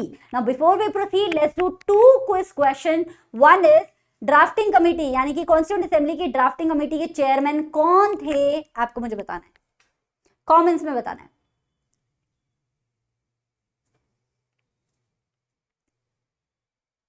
Next, the constituent assembly adopted the constitution of India on which date. Adopt कब हुआ था पूछा है, रिपब्लिक डे नहीं पूछा है, अडॉप्शन का डे अलग है, इनैक्टमेंट का डे अलग है।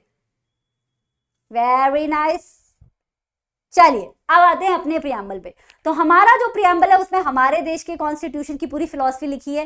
ये एक स्टैंडर्ड है हमारे देश में, कोई भी लॉ जब बनता है, नए नए लॉज बने हैं, नया नया एक्शन लिया गया है, पुराने लॉज में कुछ चेंजेस किए गए हैं, पुराने एक आधा लॉ को हटाया गया है, तो जब भी हमारे देश में कुछ ऐसा होता है, इंपॉर्टेंट होता है, जो पूरे देश के लिए इंपॉर्टेंट है, तो हम प्रियम्बल को मद्देनजर रखते हैं कि हम किसी भी लॉ को, अगर तुम्हें देखना है ना कि ये इंडिया के लिए सही है या नहीं है, तो उसे प्रियम्बल से कंपेयर कर लो। अगर प्रियम्बल में लिखी हुई बातों के अगेंस्ट बना है वो लॉ, तो वो लॉ गलत है। अगर उसके लिए बना है, मतलब कि उस बातों के को अग्री करता है, तो वो लॉ सही है। ठीक है, तो it acts as a guiding principle for us. वो हमारे कॉन्स्टिट्यूशन की आत्मा कहलाता है। जैसे आत्मा हम बोलते हैं ना, हमेशा हमें सही रास्ता दिखाती है, वैसे हमारे देश के लिए सही रास्ता, हमारे संविधान के लिए सही रास्ता हमारे संविधान का प्रियम्बल हमें दिखाता है। नाउ इंडिया का कॉन्स्टिट्यूशन कुछ इस तरीके से दिखता है। Let's read it together. We the people of India, मेरे को गूज़बम्स हो जाते हैं, मैं ये पढ़ती हूँ ना, मुझे बहुत पसंद है अपने देश का कॉन्स्टिट्यूशन।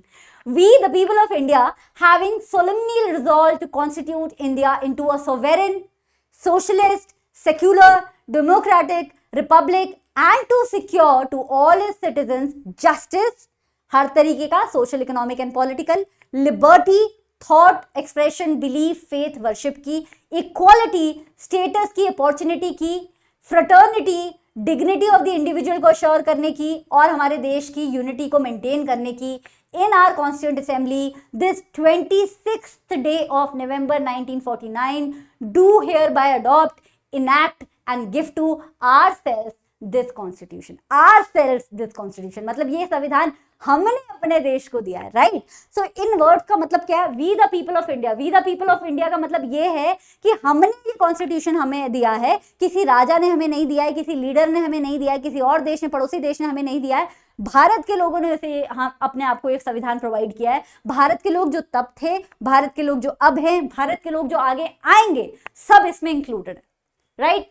सोवेरेन, सोवेरेन का मतलब होता है पॉलिटिकल पावर। तो सवेरेन का मतलब यहाँ पे कॉन्स्टिट्यूशन में, प्रियम्बल में इसका क्या मतलब है कि देश में डिसीजन लेने की जो सुप्रीम पावर है वो देश के अंदर के लोगों की है। बाहर वाले हमारे देश के ऊपर कोई भी डिसीजन, मेजर डिसीजन आज के बाद नहीं ले सकते, ऑब्वियसली, क्योंकि 200 साल हम पे ऑलरेडी राज करके चले गए हैं, राइट। सोशलिस्ट, सोशलिस्ट का मतलब बच्चा कंफ्यूज मत हो, socialism is a theory, is a very beautiful theory as a theory. Practice में कुछ गड़बड़ हो गई थी रशिया में, लेकिन थ्योरी बहुत सुंदर है। थ्योरी बोलती है कि सोसाइटी के जो रिसोर्सेज है वो सिर्फ अमीर लोगों के नहीं है, वो गरीब लोगों के भी हैं। तो अगर एक देश का भला हो रहा है, देश में एक्स्ट्रा पैसा आ रहा है, तो वो पैसा जो है गरीबों के पास भी पहुंचना चाहिए, सिर्फ अमीरों के पास नहीं पहुंचना चाहिए। तो हमारे प्रियम्बल में लिखा है कि गवर्नमेंट को ये मेंटेन करना चाहिए कि लैंड जो है वो सबको मिले, और साथ में देश के अंदर सोसाइटी के बेसिस पे, पैसे के बेसिस पे जो भेदभाव है वो धीरे धीरे कम हो, अमीरों और गरीबों का भेदभाव कम हो। तो ऑब्वियसली बात लिखी है हमारे प्रियम्बल में, लेकिन ये गारंटी नहीं की गई है। गारंटी हमारे कॉन्स्टिट्यूशन में सिर्फ पॉलिटिकल इक्वालिटी की गई है कि सबको वोटिंग का हक मिलेगा। इकोनॉमिक इनइक्वालिटी को हम कम करने की कोशिश करते हैं, लेकिन अभी भी आप इंडिया पे देखते हो कि गरीब लोग आपको बहुत दिखते हैं, सिग्नल्स पे आप देखते हो इतने बेगर्स दिखते हैं। तो गरीबी अमीरी का भेदभाव हम कम करने की कोशिश करते हैं, गारंटी नहीं मिली है, लेकिन ये हमारे प्रियम्बल में जरूर लिखा है।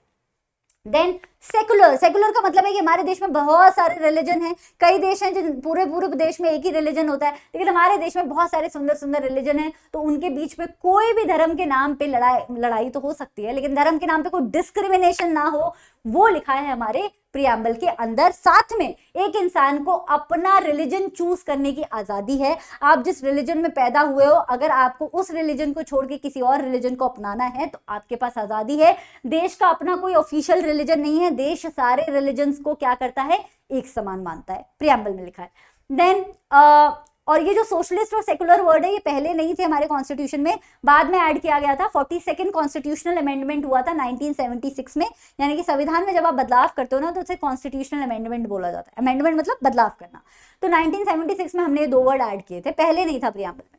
देन डेमोक्रेटिक, डेमोक्रेटिक का मतलब क्या है कि हमारी जो सरकार है वो रिप्रेजेंटेटिव फॉर्म ऑफ गवर्नमेंट है। लोग चुनेंगे अपने रूलर्स, और वो रूलर लोगों के बिहाफ पे क्या लेंगे, डिसीजन लेंगे। देन रिपब्लिक, रिपब्लिक का मतलब है कि जो हेड ऑफ द स्टेट रहेगा, जैसे लुई द 16 के राज में जो आपका फ्रांस था, क्या आप उसे रिपब्लिक बोल सकते हो? नहीं बोल सकते हो, क्योंकि वो राजा का था, राजा का बेटा राजा बना था, रानी की बेटी रानी बनती थी। तो उस टाइप का सिस्टम नहीं होता हमारे देश में, इसलिए प्रियम्बल में लिखा है that we are a republic. मतलब कि जो हमारा हेड ऑफ द स्टेट होगा या होगी, या जो हेड ऑफ द गवर्नमेंट होगा या होगी, वो हमेशा कौन होंगे, इलेक्शन से बने हुए कोई व्यक्ति होंगे। जस्टिस, जस्टिस का मतलब ये नहीं है सिर्फ लॉ वाला, जस्टिस का मतलब है कि सोसाइटी में भी जस्टिस मिले, सोशल बेसिस पे, इकोनॉमी में भी जस्टिस मिले, रिलीजन में भी जस्टिस मिले, हर चीज में हमें चाहिए जस्टिस। लिबर्टी का मतलब है कि लोगों के ऊपर जबरदस्ती बहुत सारी रिस्ट्रिक्शंस नहीं लगाई जाएंगी। लोग जो बोलना चाहते हैं, जो एक्सप्रेस करना चाहते हैं, जो कहना चाहते हैं, वो कहने की उन्हें आजादी है। अब ध्यान से सुनिए, इसका मतलब ये नहीं है कि गंदा बोलने की आजादी है। इसका मतलब ये है कि सरकार को अगर आप बुरा बोल सकते हो कि यार this government is not working nicely, अरे यार this government is only favouring one religion, ये बोलने में कोई बुराई नहीं है। लेकिन आप किसी को गाली दो, गाली गलौज करो, आप किसी को मार पिटाई धमकी दो, आप किसी की फैमिली पे हार्म करो, आप किसी के बिजनेस पे एक तरीके से गंदगी फैलाओ, हेट स्पीच, कोई भी नफरत भरी स्पीच कभी फ्री स्पीच नहीं होती। तो हमें आजादी है कुछ भी बोलने और कुछ भी सोचने की, तब तक आजादी है जब तक आपका बोला हुआ और आपका किया हुआ किसी और की आजादी के आड़े नहीं आ रहा है, क्योंकि सबको आजादी है ना यार, देश में सबको आजादी है। तो आप किसी और की आजादी के बीच में अगर आ रहे हो तो वो गलत है, ठीक है। Then equality, everybody is equal before law. अगर किसी लीडर ने गलती की है तो उसे समान पनिशमेंट मिलनी चाहिए as compare to the citizen of the India. तो इक्वल अपॉर्चुनिटी मिलनी चाहिए, जेंडर के नाम पे कोई भेदभाव नहीं है, कास्ट के नाम पे कोई भेदभाव नहीं है, इसका मतलब है इक्वालिटी, ठीक है। पॉलिटिकल इक्वालिटी तो है ही, सोशल और इकोनॉमिक इक्वालिटी हम लोग ट्राई करते हैं। देन फ्रेटर्निटी, फ्रेटर्निटी का मतलब है कि सिटीजन्स के बीच में भाईचारा होना चाहिए। पहले क्या होता था, राजाओं के राज में क्या होता था कि लोग आपस में भाईचारा नहीं रखते थे, वो सिर्फ राजा की प्रजा मानते थे अपने आप को, आपस में कोई उनका लेना देना नहीं था। लेकिन हमने ये डिसाइड किया है प्रियम्बल में कि हमारे देश में हम आपस में भाईचारा रखेंगे। सारी चीजें हम गवर्नमेंट ये नहीं करती, गवर्नमेंट ये नहीं करती नहीं करेंगे, हम लोग आपस में भी एक दूसरे का भला करने की कोशिश करेंगे। So this is our constitution, this is our preamble बच्चा। And the last topic is institutional design. Now what is an institution? Institution is an organisation. Your school is an institution, आपका कॉलेज एक institution है, मेरा घर, नहीं, institution नहीं है। Company एक इंस्टीट्यूशन है, राइट। गवर्नमेंट ऑफिसेज इंस्टीट्यूशन है, प्रेसिडेंट ऑफिस इंस्टीट्यूशन है, ये सारे इंस्टीट्यूशंस होते हैं। तो इंस्टीट्यूशनल डिजाइन का मतलब है कि हमारा संविधान सिर्फ ऐसा नहीं है सिर्फ एक किताब है, जाके पढ़ लो, समझ आ गई तो ठीक है, नहीं आई तो ठीक है, नहीं, बल्कि जो संविधान की सारी बातें हैं वो हमारी सरकार के जो भी इंस्टीट्यूशंस बने हैं, चाहे वो एग्रीकल्चर डिपार्टमेंट है, चाहे वो रेलवे डिपार्टमेंट है, चाहे वो विमेन एंड चिल्ड्रन वेलफेयर है, वो सारे के सारे डिपार्टमेंट, वो सारे के सारे इंस्टीट्यूशन हमारे कॉन्स्टिट्यूशन के बेसिस पे बने हैं, right. Indian constitution is very long, हमारा संविधान बहुत बड़ा है, बहुत डिटेल्ड है, देयरफॉर कभी कभी उसे बदलने की जरूरत पड़ जाती है, किसी लॉ में कोई चेंज करना पड़ता है, कोई नया लॉ ऐड करना पड़ता है, तो ये सारी बदलते जमाने के हिसाब से हमने बहुत सारी चीजें कॉन्स्टिट्यूशन के साथ करनी पड़ती हैं। इसी को हम बोलते हैं कॉन्स्टिट्यूशनल अमेंडमेंट। कॉन्स्टिट्यूशनल अमेंडमेंट हम नहीं चाहते थे कि हमारा संविधान स्टैटिक हो, स्टैटिक का मतलब इनफ्लेक्सिबल हो कि भैया एक बार बन गया तो आज के बाद हम इसे चेंज ही नहीं करेंगे। ऑब्वियसली कॉन्स्टिट्यूशन बने हुए इतने साल हो गए, नई नई चीजें आ रही हैं, साइबर क्राइम जैसी चीजें पहले दुनिया में एग्जिस्ट नहीं करती थी, अब इंडिया में इतना ज्यादा साइबर क्राइम है, तो ऐसी और भी नई नई सिचुएशंस आती हैं, तो उसी को देखते हुए हम अपने कॉन्स्टिट्यूशन में बदलाव करते हैं, जिसे बोला जाता है कॉन्स्टिट्यूशनल अमेंडमेंट। जब भी कॉन्स्टिट्यूशन में कोई बदलाव होता है उसे तुम बोलोगे कॉन्स्टिट्यूशनल अमेंडमेंट, और उसे एक नंबर दे दिया जाता है, फर्स्ट, सेकंड, थर्ड, फोर्थ, इस टाइप का, राइट। इसी को बोलते हैं बच्चा institutional design. And like any other constitution in the world, हमारे देश का जो संविधान है वो हमें ये बताता है कि हमारी सरकार कैसे बनेगी, हमारी सरकार की क्या पावर्स है, हमारी सरकार की क्या पावर्स नहीं है, और हमारे लोग हमारे देश को किस डायरेक्शन में लेके जाना चाहते हैं। तो आगे आने वाले जो चैप्टर्स हैं इसमें सिविक्स में, उसमें हम और ज्यादा कॉन्स्टिट्यूशन और इंस्टीट्यूशंस के बारे में पढ़ते हैं। This was just a brief document about it, and I hope you enjoy today's lecture. मेरा नाम था शुभम पाठक, है शुभम पाठक, था क्यों बोल रही हूँ मैं, पास्ट टेंस लगा दिया मैंने। Anyway, thank you so much, और वीडियो को जरूर लाइक करना, चैनल को सब्सक्राइब करना, और नेक्स्ट चैप्टर आपको कौन सा चाहिए प्लीज मुझे कमेंट्स में बता देना। Bye bye and take care.